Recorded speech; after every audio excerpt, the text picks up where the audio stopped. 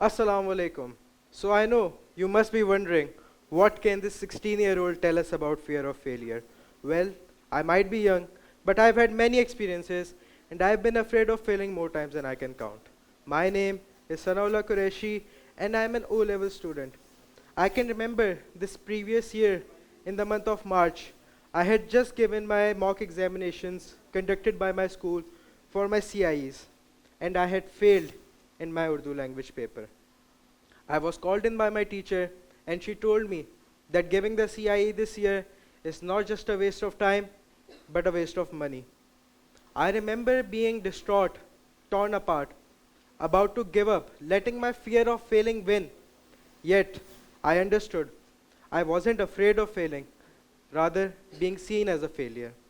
I mean, think about it. When we fail in private, it stings, but we recover. What truly paralyzes us is the imagined audience, the parents who sacrificed for us, the friends who believed in us.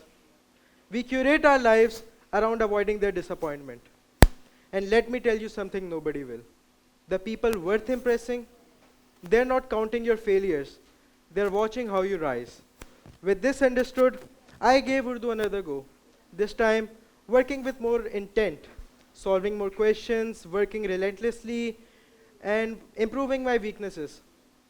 Eventually, I gave my Urdu CIE, and in the month of August, I can remember, underneath the scorching heat, I was anxious, waiting for my result, wondering if I would even pass this time. And I got an A. Similarly, when an audience sees a young individual standing on a stage with a microphone, speaking confidently, addressing hundreds of people, they often assume that confidence came first. Well, that is not the case. Fear came first. The trembling hands, the shaking breath, the racing heartbeat came first. I was only 12 years old when I started my public speaking journey.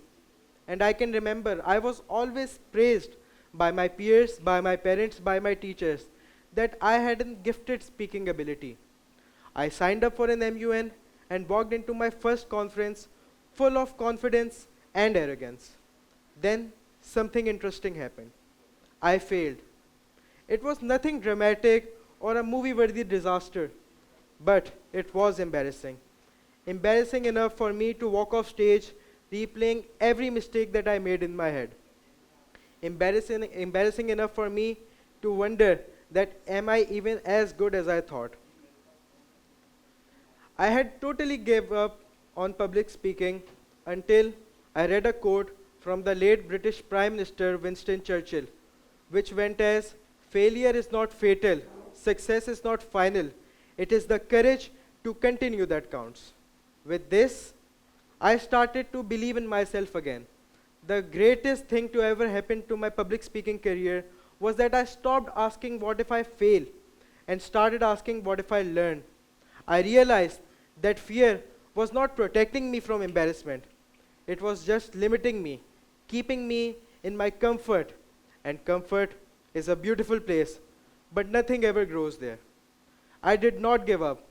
I participated in more conferences. I won many awards along the way, and now I stand before you as the youngest speaker on this panel.